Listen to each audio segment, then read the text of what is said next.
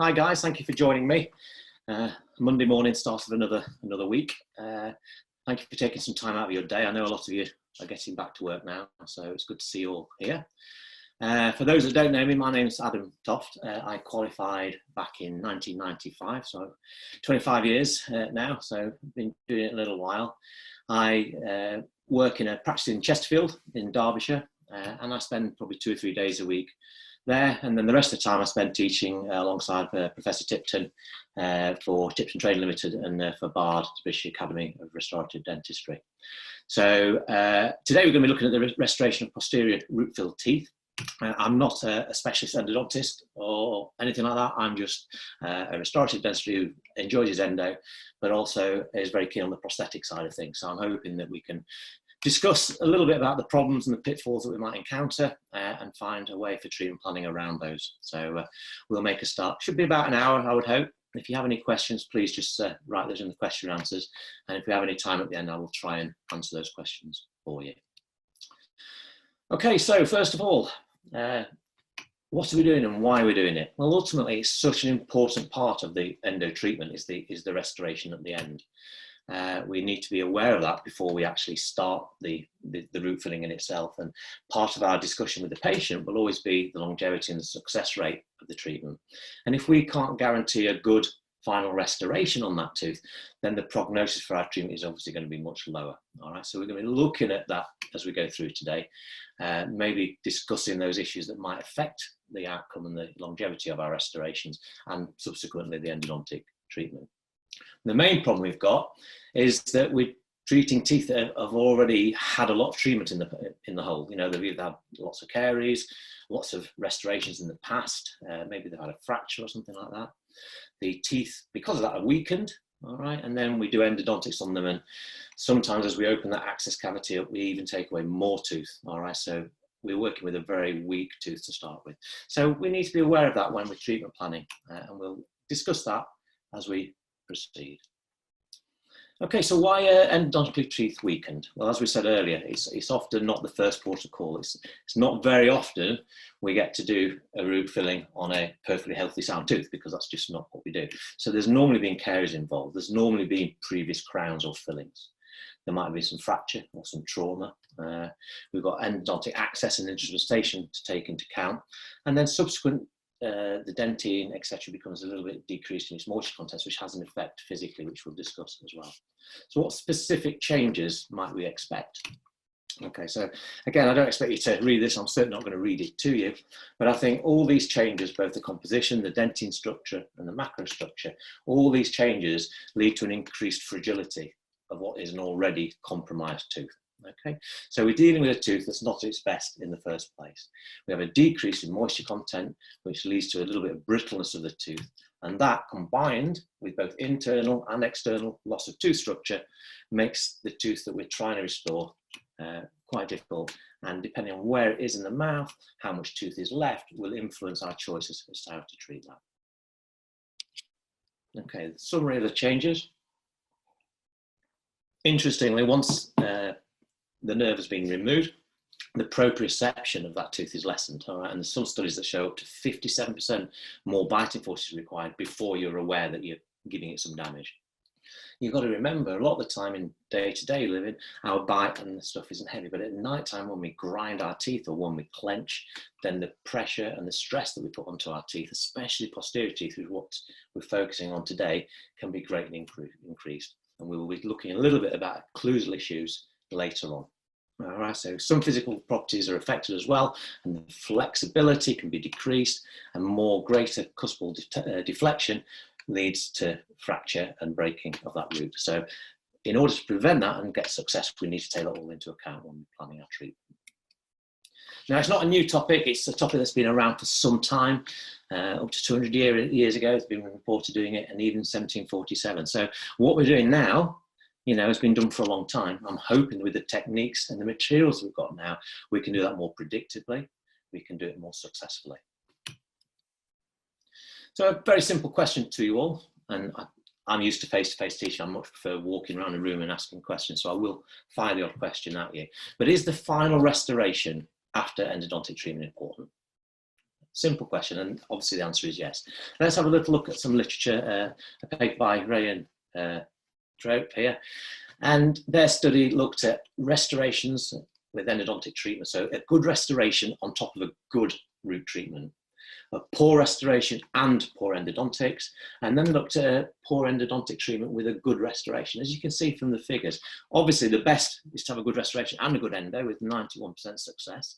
Whereas even if you do a poor endo, but you have a good restoration, you still go up near 70% success. That's pretty good. I'm not saying we should rush our endodontic treatment. Obviously not. We need to do the best that we can.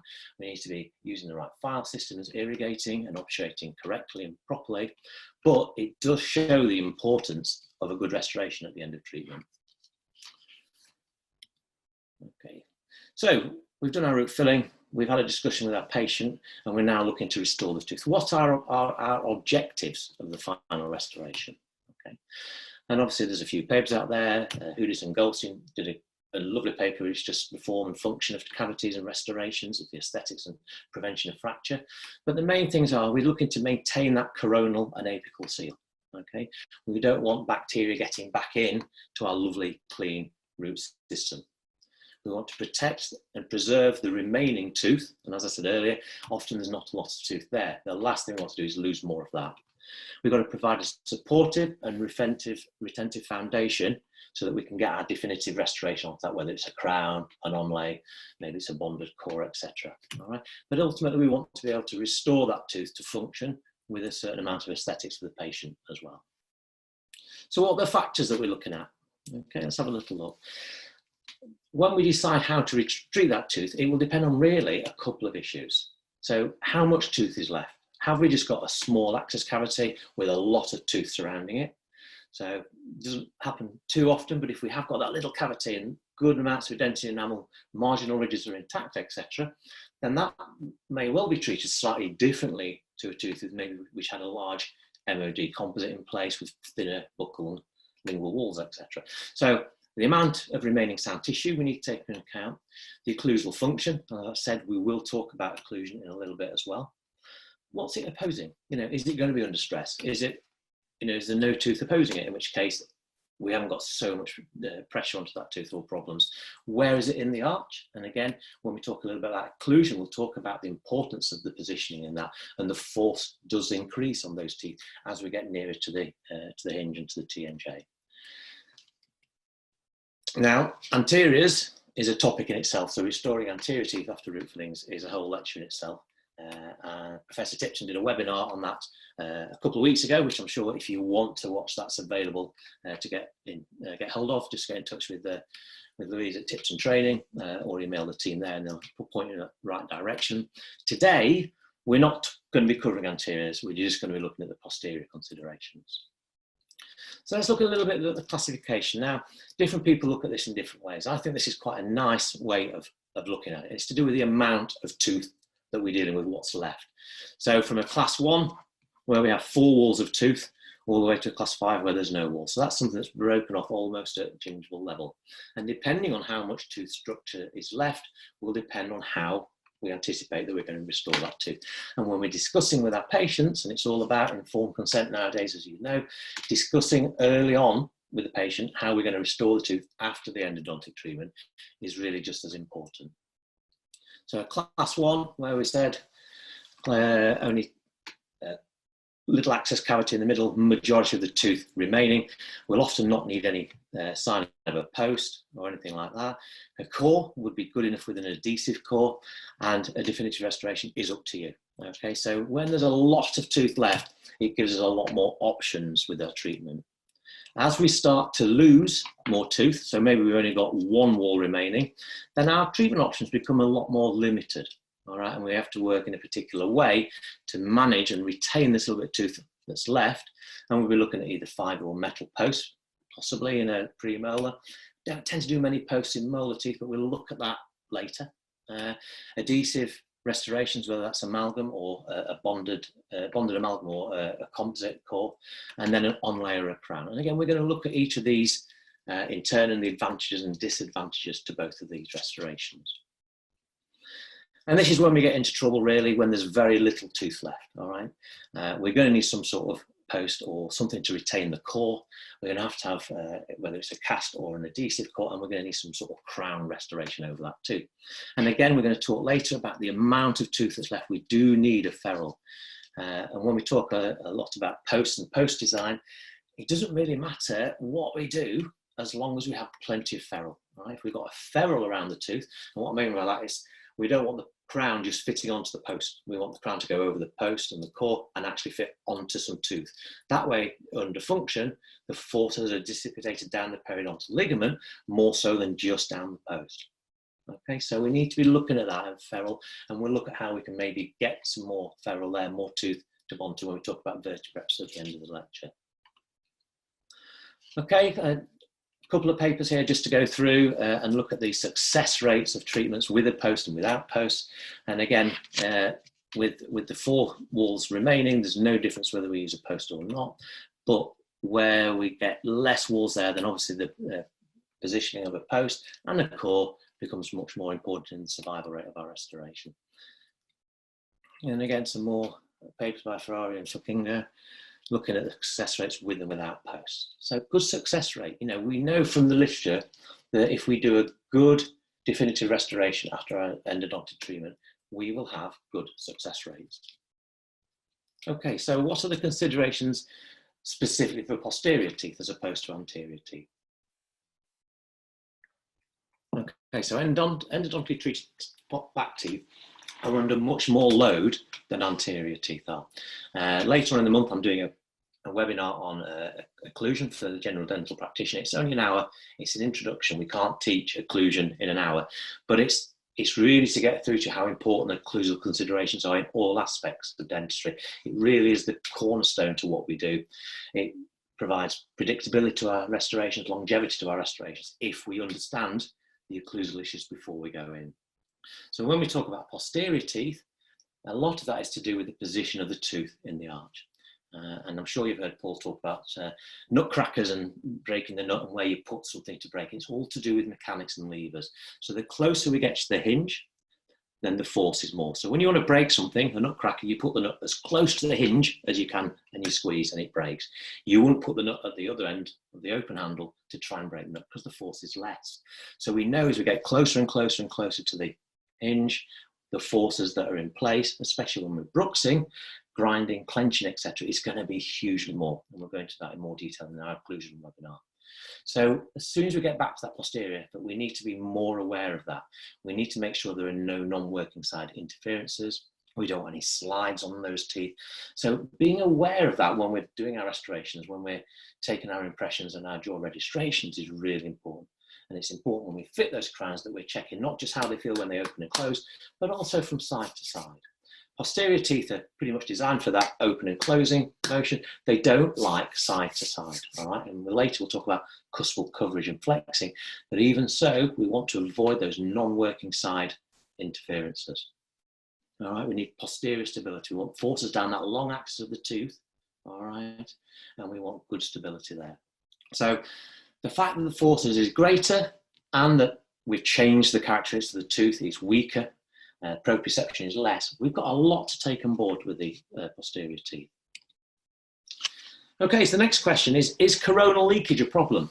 All right, well that tends to be why our root fillings will fail, that and fracture. So we need to be aware of that, and there's a couple of great studies, if you want to have a read, that have shown and studied how long it takes for bacteria to get from the mouth down to the apex. So we've got bacteria take 30 days and the endotoxins in 20 days. So we know that as soon as we've done our root filling, we need to seal those canals. We don't want any bacteria in there. So obviously root treatment under rubber dam, the restoration is where we can under rubber dam to stop that influx of bacteria.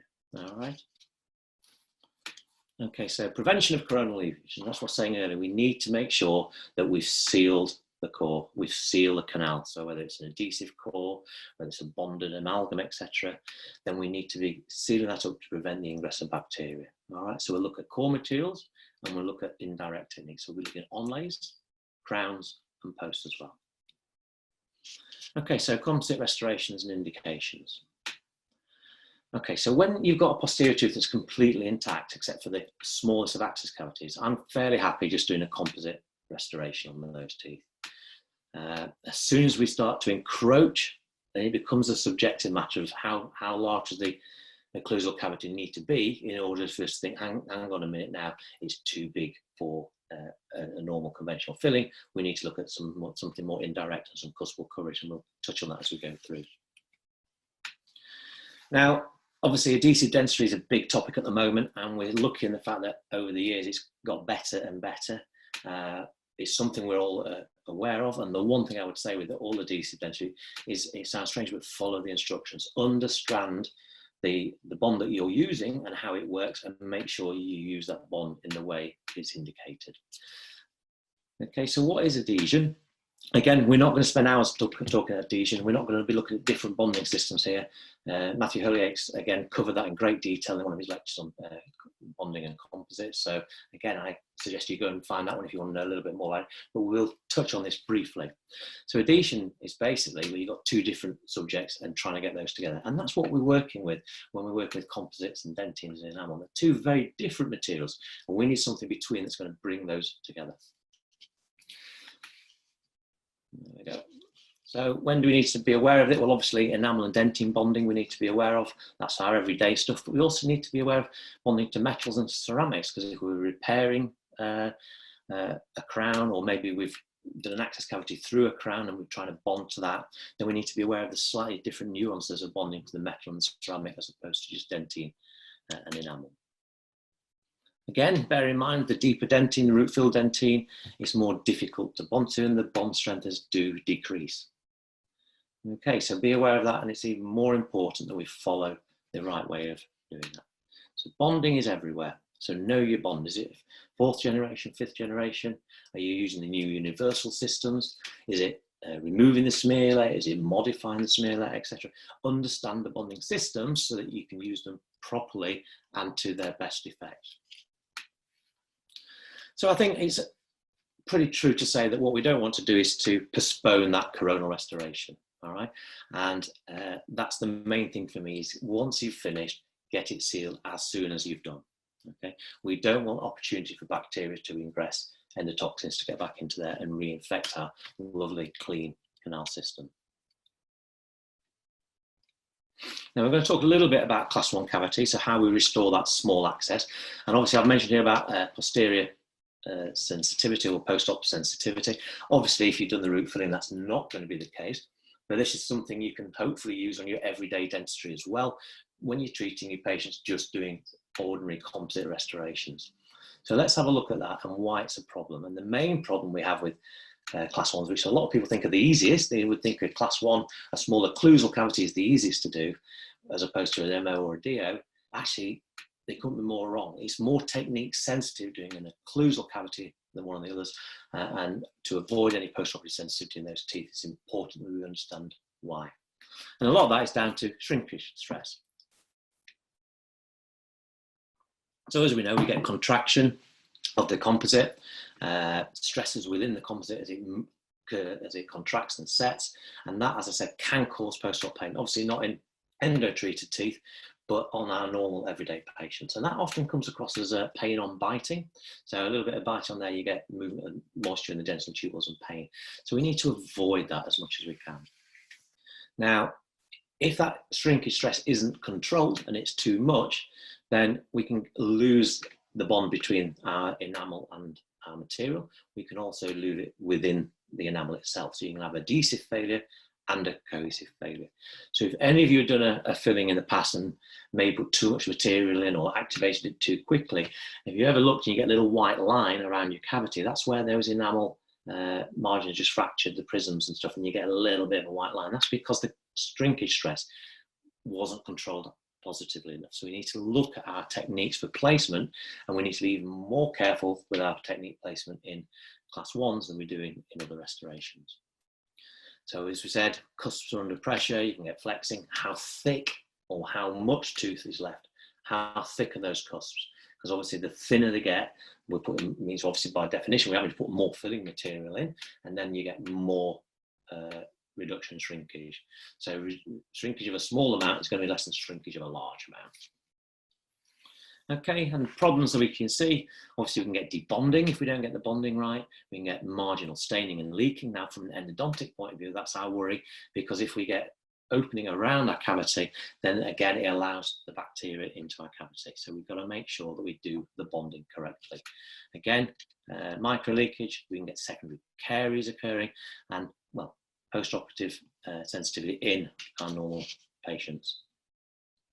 So I'm guessing most of you heard about the C factor, all right?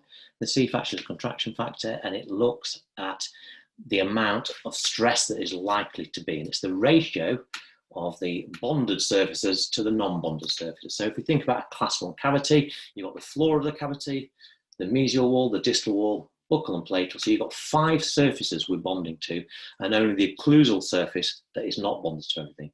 Okay, so we have a ratio of 5 to 1, so a C factor of 5. Okay, as we go to MOs and MODs, that actually comes down because we're bonding to less of the walls and there's more open. So the amount of contraction is less. So as I said, knowing that, it enables us to think of ways that we can minimize the shrinkage and the sensitivity that might happen with our restorations. So as I said, it will determine what restoration technique that we use. So how can we reduce the stress? All right, so be aware of the C factor of what we're using. Use different materials that are available to us now. So, you know, what sort of material are we using? Is it a chemically cured? Is it dual cured, or is it light cured? Is it one of these bulk fill or non-bulk fill? I'm always slightly skeptical of bulk fill materials. I'm not always sure that we get enough light penetration if you put too much in, so we don't know whether it's set at the bottom of our cavity. So a dual cure or a chemical cure in this situation can be really useful because it guarantees that we're getting the set, and we know we get slightly less shrinkage with those techniques. Okay, using the dentin bonding agents in the correct way, but also looking at how we're layering and placing our composites will influence the amount of shrinkage that we have. Curing, so the light that we're using, is it a ramped light or stepped light? Okay, what we don't want to do is snap set everything really quick, because everything comes together much quicker. And then we can look at the use of elastic liners as well, so flowable composites underneath. Thank you to Matthew Holgate for the diagrams here. This just indicates the 2 or 4 different ways that we can layer our composites. Now, obviously, the top one, the horizontal one, is the easiest. It was so easy just to place layers of composite like this. Okay, but the problem is you get much more stress with this type. So it's the easiest to do, but it's the worst one as far as stress goes. Whereas the vertical, if you imagine doing it vertical one at a time, then we're going to get much less stress. But the problem here is, how do we get this last bit of composite in to finish our restoration? So although this one will be much less shrinkage, it's much more difficult to do. And then we come on to our oblique and oblique overlap. They're sort of the compromise between the two. And again, on our operative course, when we're teaching this, we use an oblique technique. We like to build up cusp by cusp at a time, so that we can build our anatomy into our restoration as we proceed. Okay, so that's just as highlighting what I've said, with the ease of use and the amount of shrinkage. So we tend to go with oblique filling technique. Okay, paper by Davison just was saying, and reiterating what I mentioned about the fact that using a chemically cured composite will actually hopefully lessen the shrinkage in those large cases. Again, bulkies, I've used this material a bit recently, dual cured, quite a nice material to use. I'm not here to sell or recommend any materials, it's just things I've used that I found quite useful. So bulkies I've used, and the SBR I've been using more recently, which I quite enjoy. These slides are from them. I was lecturing in Abu Dhabi, and they were sponsoring it, so I did a little bit on that. And some of the slides are quite useful, so I thought I'd include them in today just to give you a little look. I'm not suggesting this is what you have to do, but I think it's a good way of understanding what's happening. So again, would you want to just fill this cavity, or do you think this cavity needs cuspal restorations? Well, this is one of the difficult ones because the access cavity is quite small, but there is quite a lot of tooth in here. Okay, marginal ridges are intact, so you could argue yes. For me, I tend to look at how much tooth is available on the walls, and we're just at that minimum. So potentially a filling in this tooth. But again, belts and braces, and again, I'll have this conversation with the patient. I can do a filling, Mrs. Jones, but there's always a risk that he's going to have a fracture. The only thing we can do to try and prevent or lessen the chance of a fracture is actually to cover and wrap over. Now, the downside to that is you have to remove more healthy tooth tissue. So most of what we do in dentistry, unfortunately, is a compromise. Okay, we can't unfortunately have the one thing that fits all and does all. You know, you tend to find the most aesthetic restorations often need more preparation than the non-aesthetic restoration. So, prime example of that is gold. If we do gold onlays, the amount of preparation we need is much more minimal than if we're doing an Emax or a zirconia, for example. Also, you've got to look at the longevity. We know from the studies and papers that gold restorations last for years, years and years. Okay, whereas ceramics, we're not quite there with the amount of research yet. Okay, so there's always going to be a trade-off between aesthetics, amount of tooth reduction, and how long they last. As you see with the bulk fill, you get that nice self-leveling effect and leave enough space then to place your enamel onto the top and to build up the tooth.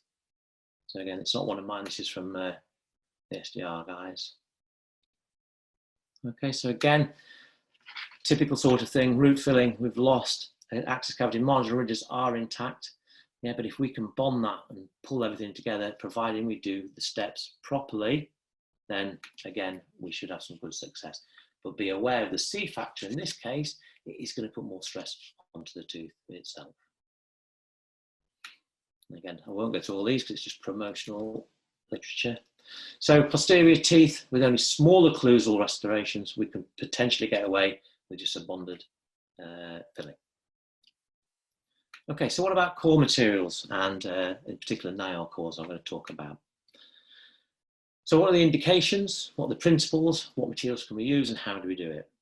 Okay, what we're trying to do is replace any carious tissue, any fractured or lost tissue we need to be building up with our core. And the core is essential for replacing all that, but is then helped to retain our final restoration, whether it be a crown or an onlay.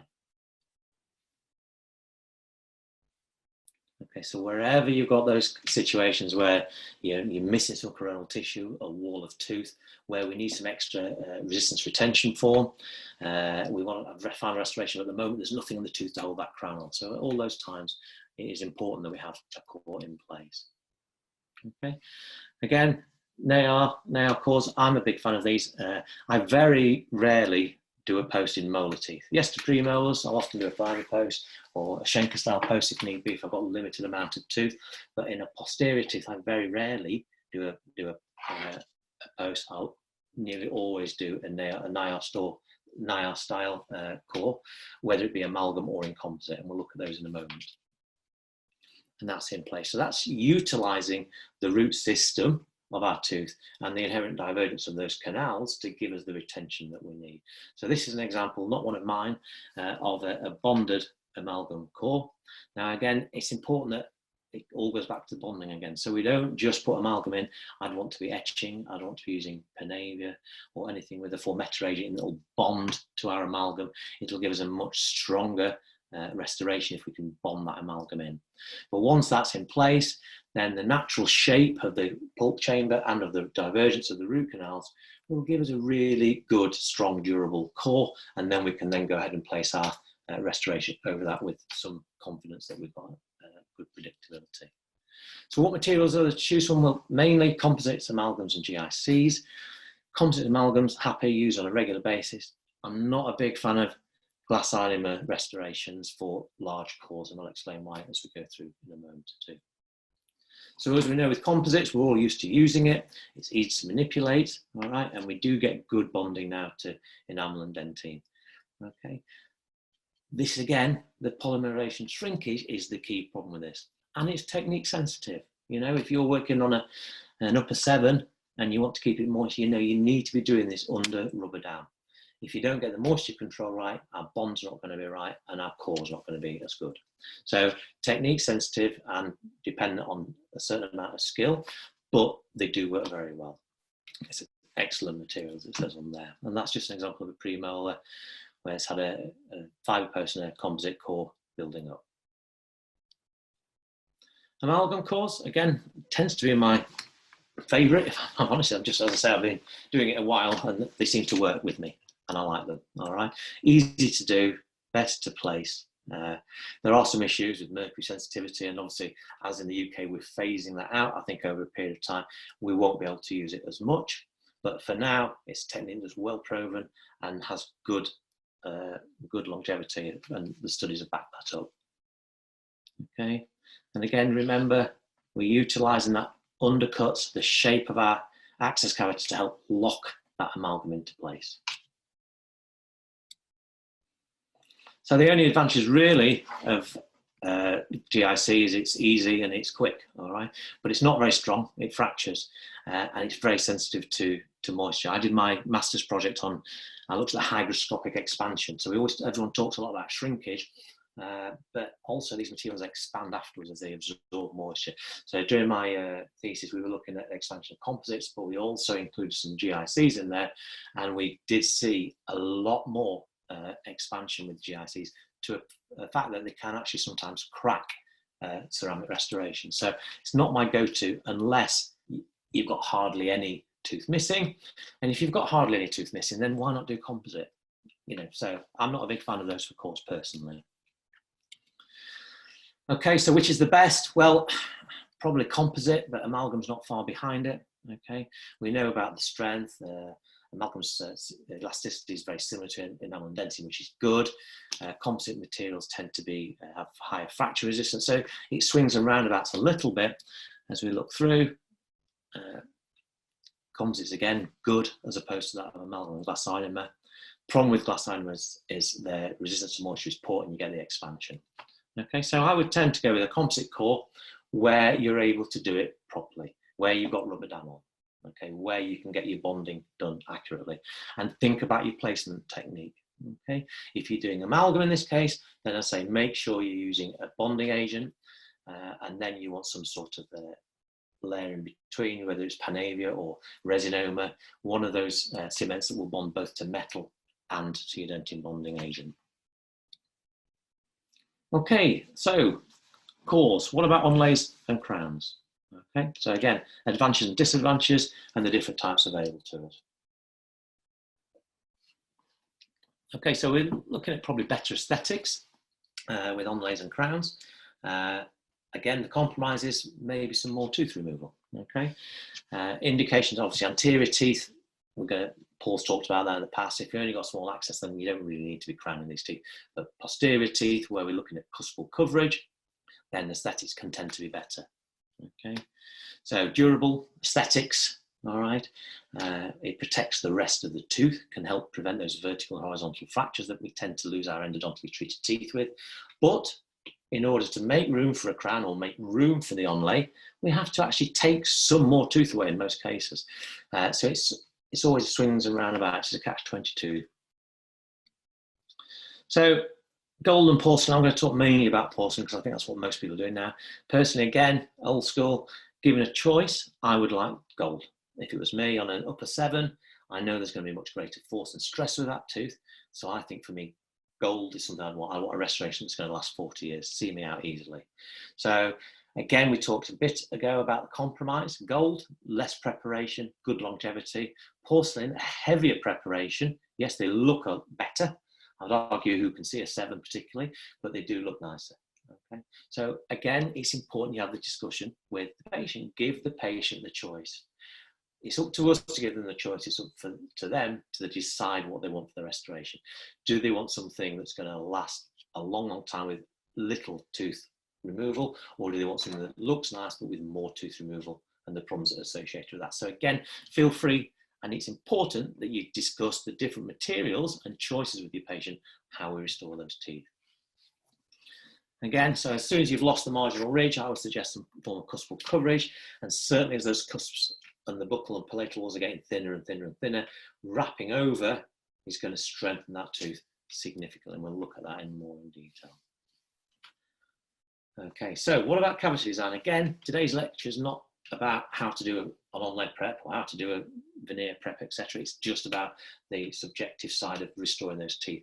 But a take-home message from these is the design has to be based on the material of choice that you're using. So when we do our operative course and we spend days looking at gold, we spend days looking at composites and porcelain systems, we change the way we prep our teeth. We don't do the same prep for every style of material that we use. So if we're doing a porcelain restoration, we've got to be very kind. Porcelain doesn't like steep angles. We've got to get that divergence. The axle walls needs to be 10 or 15 degrees apart, almost so you can drop the onlay onto the tooth.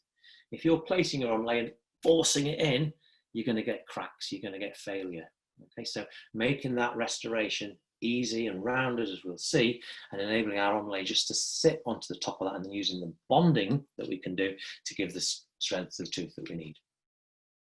Okay, so certainly in a case like this where you've got less than 1.5 millimeters, I mean, this is for more vital teeth, I would be looking at covering these for most of my endo teeth. All right, no matter how thick that was. If you lost your mesial and your distal margin ridges, I'd be wanting cuspal coverage.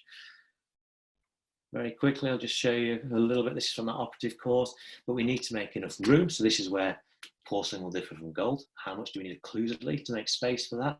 Well, we need a good 2 millimeters really for a porcelain system, as opposed to maybe a mil and a half for gold. So there is a difference to bear in mind. Again, a 1 millimeter wide chamfer around the buccal aspect and the lingual, depending on where you are. And again, from the prep course, the way we get that is we use a chamfer burr, and we use that chamfer burr half on and half off the tooth. So if you're wanting a 1 mil chamfer, you need a 2 millimeter burr, which is a big burr. But that with loops can then guarantee that we've got that nice shape and size all the way around the tooth. If we use a burr that's too narrow, then often we get little flicks of enamel and we get like a gutter around, and those can then affect the fit. So if you do that, make sure you're polishing those margins at the end, removing any enamel prisms that might be there. No steps. Again, porcelains don't like steps. Everything needs to be rounded and smooth. Yeah, we don't want any sudden changes in height. You can change height, but it needs to be gradual and gentle and smooth. Okay, again, a little bit of extra space for the functional cusp. Again, important both for strength and rigidity of our restorations, but also from an aesthetic reason. It allows the technician to put the cusps in line with the other cusps. So there's a lot to bear in mind with these, and a lot more space required for a ceramic restoration maybe than a gold.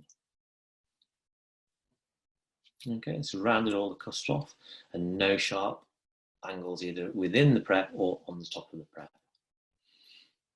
Okay, so long-term success rate for posterior root fill teeth is almost doubled when we apply cuspal coverage. So that's a huge number, yeah, doubled almost. Okay, so when these guys did the study, they were looking at over 1,200 teeth. So it's quite a big study. They were looking at intracoronal restorations and coronal coverage of endo teeth to teeth. Okay, they found that by making the post space bigger and the cavity bigger, it didn't actually help with retention, and if anything, it weakened the tooth. But more importantly, what they found with cuspal coverage, as opposed to comparing to teeth with no cuspal coverage, 50% on a molar, a maxillary molar, would increase up to 97% success rate on the maxillary molar with cuspal coverage, and on the mandibular molars, it changed from 57% without cuspal coverage, again up to 97% sorry, with cuspal coverage. So a huge difference. So for me, maybe losing a little bit extra tooth tissue to do a cuspal coverage, whether it's an onlay or a crown, if that's going to give me almost double the success rate for my endodontic treatment, then often that's something that I'll tell the patient, and it's up to them obviously, but that for me makes sense. Yeah. So just be aware of that when you're discussing with your patient. It's important to have the facts so you can tell them. I'm a great believer in the more you know about the subject and the more confident you are about chatting it to the patients. They know that, they know you know what you're talking about, and they're much more likely to take your advice and guidance, but ultimately it's their decision. But if you can say that, you know, if we do cuspal coverage on this tooth, it's 50% more likely to work, then to me that's a good way forward.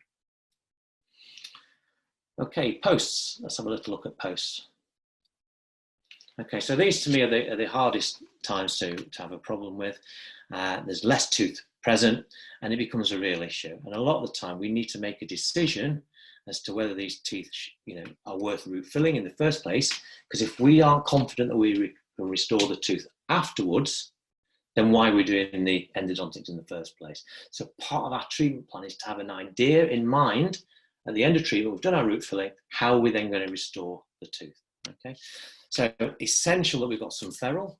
All right, we need to be bonding not just to a post, but to the tooth as well. I'll give you an example. If some of the times, if I don't know if you've ever taken an anterior post crown out, if you get your forceps over the crown and you're trying to take it out and the crown and the post comes out together, Yeah, that's often because there's no ferrule. If you've got the crown that's over the core and the post and then fitting onto tooth as well, then the forces are dissipated around the root, and that's when you take the root out as everything together. So the ferrule is key to success rate. Yeah, you've got to have a ferrule around the tooth, and we usually say about 2 millimeters is the ideal. Obviously, more is better. Okay, so what do we do in these situations? Okay, we have a choice. We can build a core up, or we can get one made at the laboratory. Okay, so there's advantages and disadvantages to both. If we look at custom cast posts and cores, I tend to like those, and again, we're going to look at the Duralay technique to do that. It's not something I do very often, but it's great to be able to offer that if you need it in certain situations. It can be time consuming, it's fiddly, okay, but if you're working with very reduced tooth tissue, it can be that get out of jail card that you need. Okay, so this is just again a little bit of a fleeting glance of what we do on the operative course when the delegates actually have a go at these split cast posts. And this is using a Duralay system where we again utilize the divergence of our canals, yeah, in order to lock it in, so that when we do cement the final post and core system, not only is it cemented in, but you've got that divergence which helps retain that really, really well. So we start by doing the distal canal and we build that up, leaving the 2 mesial canals empty. Okay, we then place a couple of posts within those 2 mesial canals, and we start to bead on Duralay around those teeth, make plenty of Vaseline so they don't stick.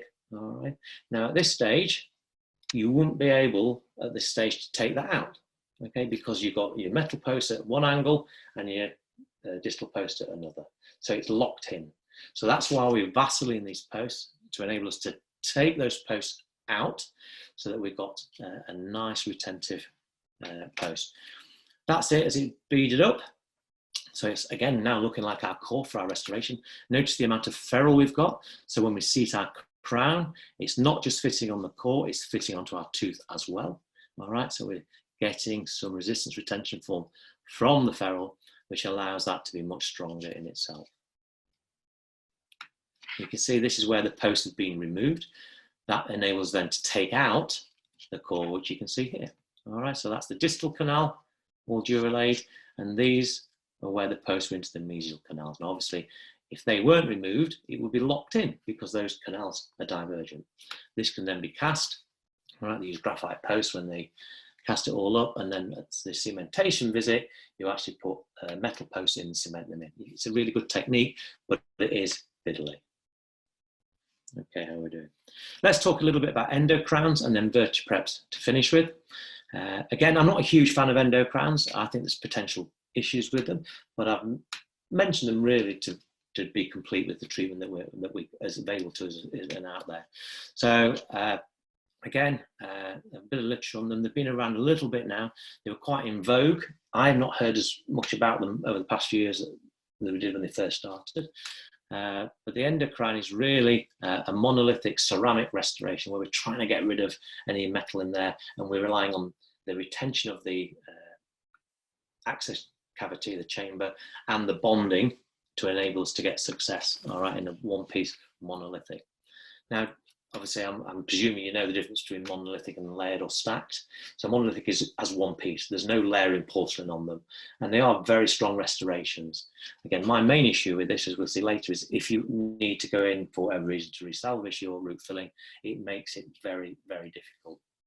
Okay, so again, some studies by Bindle and Moorman, and later Dici and Magnier both looked at these, so some good work on them, but again, not something that I do personally, but it is something that we look at and we talk about. So it dispenses with the metal and achieves an all ceramic bonded restoration. Right, now, to me, is that important? Well, I'd rather something that I know is going to work. So for me, I'm still a big fan, if there's enough tooth, to do some sort of bonded core, nail core. Now, monolithics are one piece, we've said that. Okay, and we're going into the pulp chamber. We're not going down the canals. It's literally into the pulp chamber. So you still need to seal those canals, so bond at the base of it, as you will see, and then we're utilizing the access cavity as our resistance retention form. Okay, again, these are just from one of the literature papers that I read, showing the endocrown as it's being milled, and then that's on with the sprue. Okay. you can see this bit here is the bit that fits into the access chamber. All right, so a lot of resistance retention form. But if you wanted to re-fill that, you're going to have a hell of a job. A, getting it off, or B, drilling through that. So just beware. If there's a potential that you're going to have to go back in, I personally would avoid. Again, a couple of slides just to show the preparation technique. Again, for me, I'd want to do this under rubber dam personally. I know this has been sealed underneath and bonded over the canals, but again, that saliva around, and I just feel the vision to visualize it and see what you're doing would be much easier under rubber dam in this case. So we're doing our depth cuts, and this is what it talks about. It talks about this nice cervical margin, or they call it the cervical sidewalk around here. Okay, and that's what we're going to go on to. Okay, so again, as we talked a little bit about the onlays, we want to avoid any undercuts, so that access cavity does need to be flared out slightly, a good 15 degrees axial inclination to give us good divergence to allow it to be seated nice and easily and to stop any problems with the cementation process.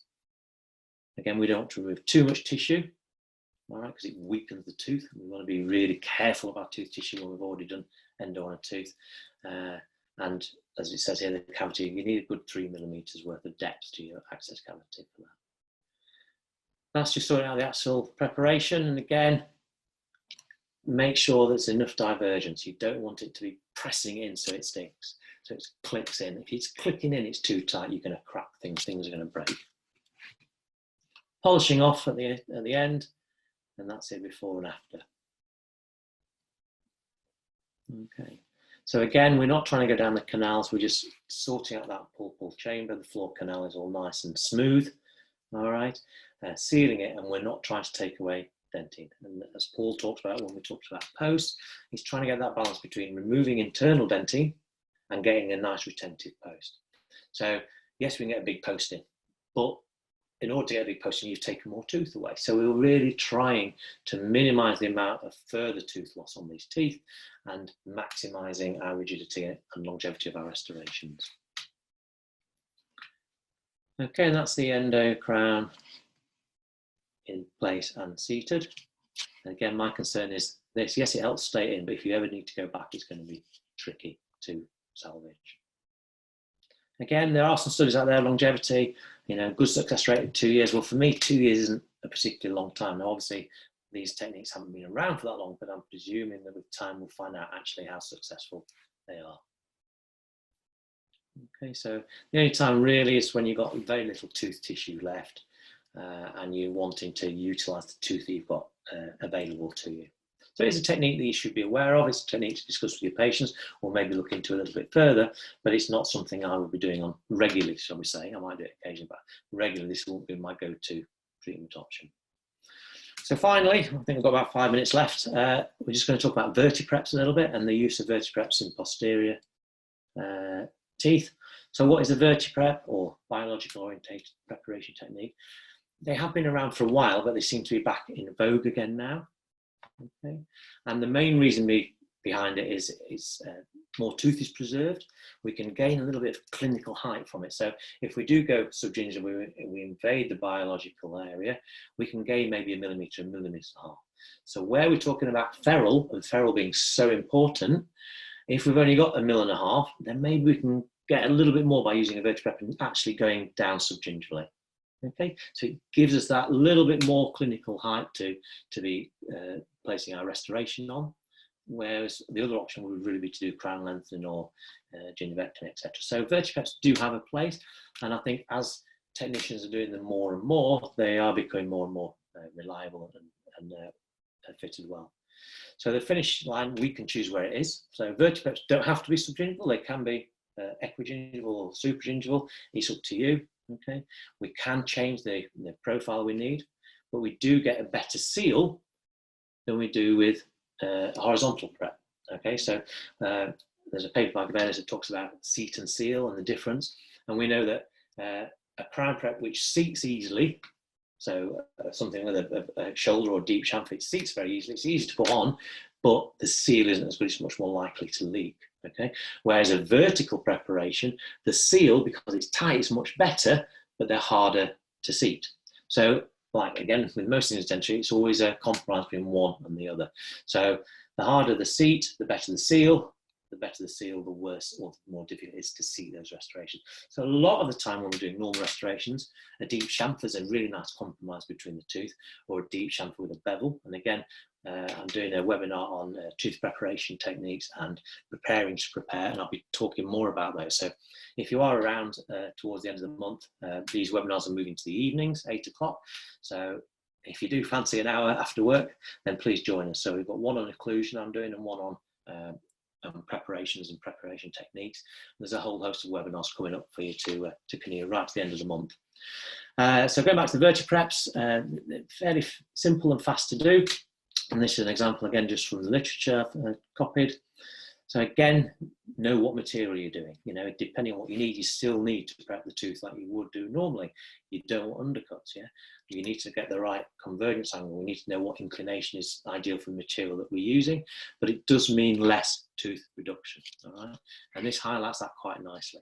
So if you look at the blue line here, that's as if we've done a 1 millimeter subgingival shoulder, and the red line as if we've done a Re-rct. So you can see all this tooth is saved if we do the Re-rct. Okay, so if you've got a big access cavity in here already, then actually maintaining more of that dentin is beneficial to us. Okay, so again, a good technique to be aware of. It is tricky because we're relying on our technician to find the finishing line. So it's a knife edge finish. It's a very sharp finish line, and it's really down to the technician and when he's cast those models up to decide where that is. So you need a good technician who understands the principles and can work at a nice thickness, or thinness in this case, because it's very thin, in order for those to work. Again, these are just from a paper recently about Re-rct. And again, look at the use here. I've started doing this a lot more now, but I'm using PTFE tape as opposed to retraction cord, both to move it out of the way while I'm working, but also to retract a little bit. So lots of different techniques available to us now, and it's worth having to go to find out what works well in your hands. So everything we've been through today, there's evidence based for all of it. A lot of the time it's how we work, what works well in our hands, all right? And we're all different. The only way we get better at things is to do more of them. So, you know, try and audit your work, try and look at how you restored your stuff and follow up, find out what's working well in your hands. Okay, and that's a Re-rct finish on those 2 premillars, so you can see composite cores and a nice finish line. Okay, so in conclusion, treatment planning is so important, as in any field of dentistry, but with the endodontic tooth, it's really important we've got to grasp with how we're looking at to restore that tooth at the end. Is the tooth restorable? And when it is restorable, how are we going to do that? What material are we going to use? Okay, so look at the what, the why, and the how of restoring the tooth. Have the discussion with the patient before you embark on the treatment.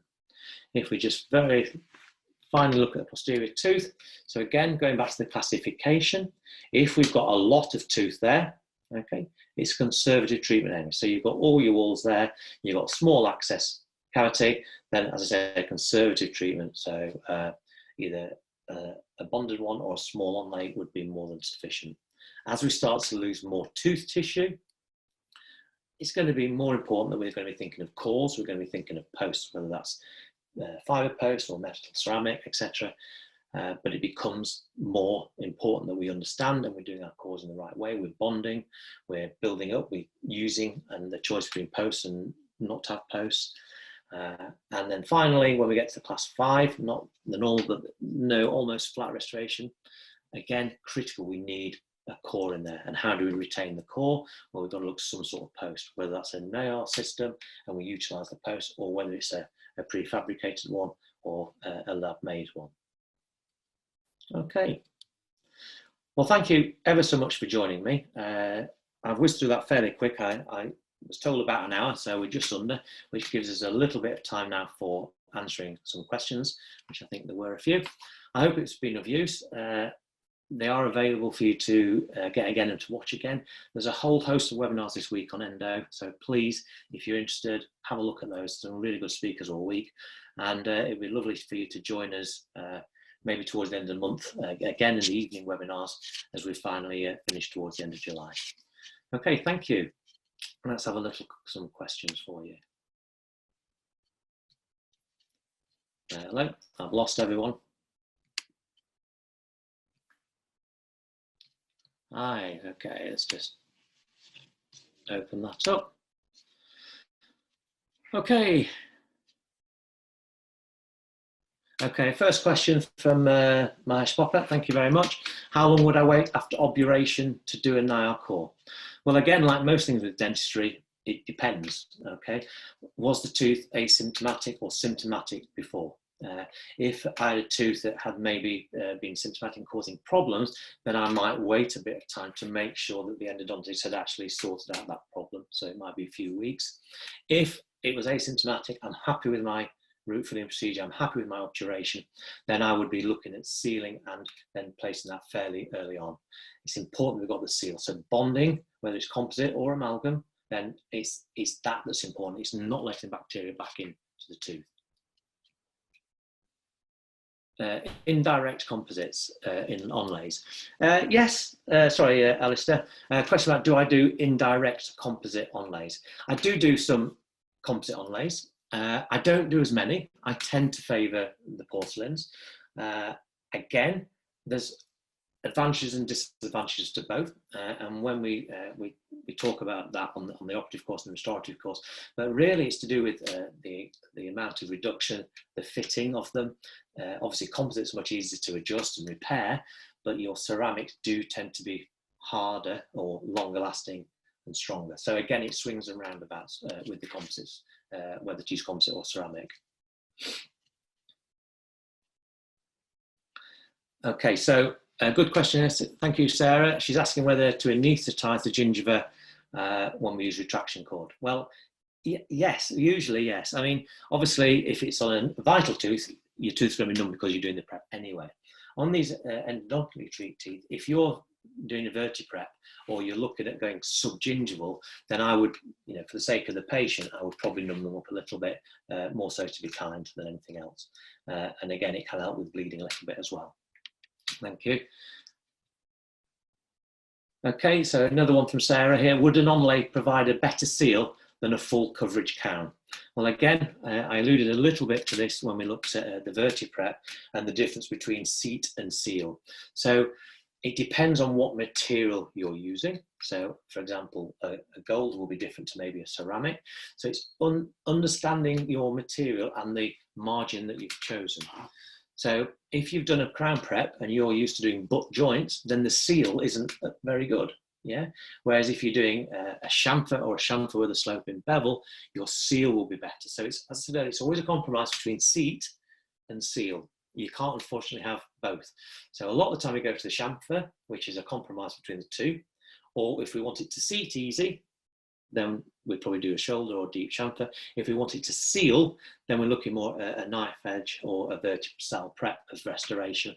And again, that will vary on the patient. So if you've got a patient who's, maybe got high caries risk, then actually having a good seal is really important, much more so than someone who's well maintained. So again, there's all sorts of things to take into consideration. Rafia, hello Rafia, how are you? Classify, could you put 5 posts on canal and build a core composite? So again, one of those, I mean, for premolars, I'll often use a fibre post and a composite core, happy to do that. Molar teeth, I don't tend to use fibre posts as much, and that's just me in my hands. I'm sure there's people out there that do. I just think with a molar where you've got more canals to utilise, we can make use of that more so with a bonded core. Potentially a fibre post in one, a composite in the other would work. So yeah, I have no preference, but certainly I have no hassle with fibre posts. Longevity wise, the problem with fibre posts sometimes is the lack of bonding. The bonding changes over time. So success rates for fibre posts, if you look at the literature, is really good up to about 5 or 7 years, and then they can fail. And that's because the bonding hydrolyzes a little bit and is less effective. The advantage of fibre posts, I guess, is that there's easier retrieval of that if you did need to go back into retreat that tooth. I hope that answers your question. Binshusa, thank you very much. Very good presentation. Thank you very much. Okay, Sarah, again, which one gives the highest success rate? When you say which one, are we talking? I don't know whether you're talking about crowns or onlays or posts. Any cuspal coverage is going to give you, according to the literature, up to almost 50 times more success rate if it's done well. Now, for me, I like gold because it's minimal perforation. I feel you get a good seal around the periphery, but nowadays moving towards the ceramics, again, good success rate as long as the preparation is done properly with enough space for the material that you're using. And again, if you're using ceramic and you're doing an adhesive restoration, you need to be confident that when you do the bonding that you're doing it well. So under rubber dam, following all the protocols and the bondings that you need to. So whether it's cemented or an adhesive retained restoration will vary a little bit with that as well. Lelaine, thank you, Dr. Toff, not a problem, thank you very much. Okay, Sarah again. Getting your questions in. What's my favourite bonding agent? Okay, that's a good question. And again, I don't want to go into bonding too much. If you look at the studies, then the type 4 bond. Now, bonding is either split into number of bottles, so a 3-bottle technique, 2 bottles, etc., or into generations. So 4th generation is your Optibond FL. A lot of the literature, that's their baseline, that's their gold standard, and all the bonds, subsequent bonds tend to be compared against that. So the best bond system, if you like, is potentially I would say the 3 bottle. So your separate etch, your separate prime, and your separate bond. So it's more technique sensitive, but it does give you slightly better bond strengths. Your 2 bottles, so where your prime and bond are together, so separate etch and prime and bond together, work well. So that's your type 5th generation 2 bottle systems. Your 7th generation, again, they work in a very different way. So everything's in one piece. It's it's all in one. The problem with the 7th generation is they'll bond very well to dentine, but the bond, more so because of the etching power of the system, isn't as good with enamel. So if I was to use a 7th generation and I was bonding to dentine and enamel, I'd want to be etching the enamel as well, so I get a better etch pattern to my enamel. You tend to find a lot of the 7th generations have malic acid, which is fine. It modifies the smear layer, it doesn't remove it, but it makes bonding to dentine easy and very quick, so I have no problems with that at all. But the bond strength to enamel with the 7th generation isn't maybe as good. And then we've got the universal, the 8th generation now on the market. Again, it looks very positive. They tell you they'll bond to everything. Again, I'm a big believer in extra or selective etching if need be. Okay, thank you, Lillian. Thanks for a great lecture. Okay, Radix anchor posts. I don't know much about those, I'll be honest.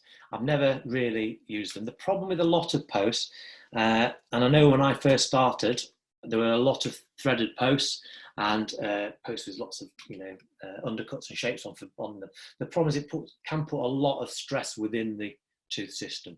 So your post doesn't want to be putting any stress at all within the root system. So I prefer, if I'm doing a post anteriorly, then I'll probably go for a cast metal post, and I'll try and get that balance. Depending on how much height I've got and width, I'll just do a para post or a Schenker style post, which is basically utilizing the divergence of the root, but not taking too much internal dentin. Schenker posts are really useful where you need extra resistance and retention. So something worth looking at, and have a look at Paul's webinar for that.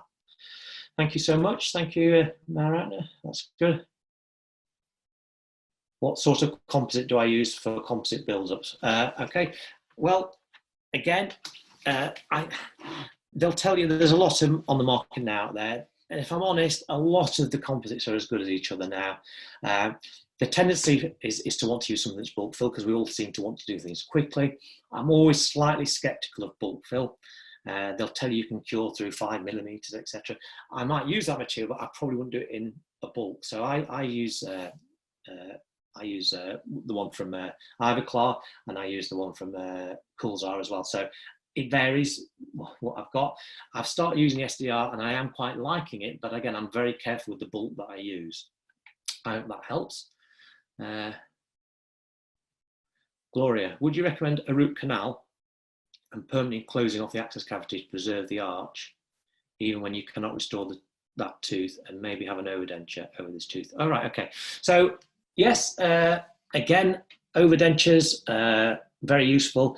And if you discuss with the patient and there's a reason to maintain, maybe it's part of a longer term treatment plan. So maybe it's a 6 or 7 year treatment, maybe they've missed a premolar or 2, and maybe they're thinking about having an implant down the line, then retaining the root even if it is just sealed over, either you can do it in gold or you can composite, then it's going to maintain bone. So it gives you future options, I think. I think it gives you a little bit more thinking time and breathing time. And again, it depends on the patient. Can they keep it clean? What's the purpose of keeping it? Is it ridge, maintain the ridge for use with a denture? So there's a lot of what ifs with it, but yeah, I have no problems with that at all. All right, Caroline, what is good cement for cementing crowns and veneers? Okay, well, again, it very much depends on what material. Is it Emax? Is it gold? You know, so for Emax, which is a bonded restoration, it'll be a composite-based lutein cement. If it's a zirconia or if it's a PFM, then we're not bonding, we're cementing. So then you're looking at either a resin modified GIC or even zinc phosphates are ideal. So the cement will be dependent on the material that you're trying, that you're using, and are you trying to cement it or are you trying to bond it? Hope that one helps. Oh, thank you, Negin. See you on the 28th. That's good. Paracore, yeah, that's fine. I have no problems. As I say, it's a lot of the time it's utilizing what you have got to hand, what you're used to using. And I know I've been an associate myself in the past. We don't always have the availability of everything that we want. So it's making use of the materials that we have, but using them properly. So whatever material you use, obviously make sure you understand what it is you're using, how it bonds, and make sure you're placing it in the correct way. Last question from Sarah. Would you prefer zirconia or Emax for porcelain onlays? Again, it comes back to the amount of tooth that you've got left. The problem with zirconia is it's a bonded, sorry, I'll take that back. Zirconia, it's a cemented restoration, whereas your Emax is a bonded restoration. So if you've got plenty of enamel around the periphery, you've got a lot of tooth there that you can bond to, then I quite like Emax. I tend to find Emax a bit more aesthetic probably than zirconia, but by the same token, if you've got something that's maybe got a heavy bite or the rest of the works in zirconia, then I have no problems with zirconia, but you need to have enough height and resistance retention form because that's going to be a cemented restoration. You're not relying as much on the, well, there's no bond as such to that. I hope that helps. I thought we'd done, but I'll just do AG. Thank you for an extra presentation. You're welcome. Do you 3/4 partial crowns in? Yes, yeah. I have no, again, 3/4 crowns, 7/8 crowns. Brilliant. I'm a big fan of gold. And if you've got a patient who's willing to do that, I have no problems. 3/4 crowns, lovely restoration. You maintain that buccal wall, but you've just got a little bit of wrap over of your gold. Yeah, absolutely. No problems with that. And if you want to have a go at those or practice those, then we actually do a whole day on gold and 3/4 preps, 7/8 preps on the operative course. Lovely. Sorry, was there one more? Only closing. Oh no, I've answered that one. Lovely. Well, thank you ever so much for attending. It's been great to have you here. As I say, there are webinars throughout the rest of July, so please, Paul and his team have gone to a lot of effort to get those on. It'd be great for you to join us as we get back. I hope you're all getting back to work and it's not being too stressful for you all. And finally, just thank you. Thank you for joining me. Bye.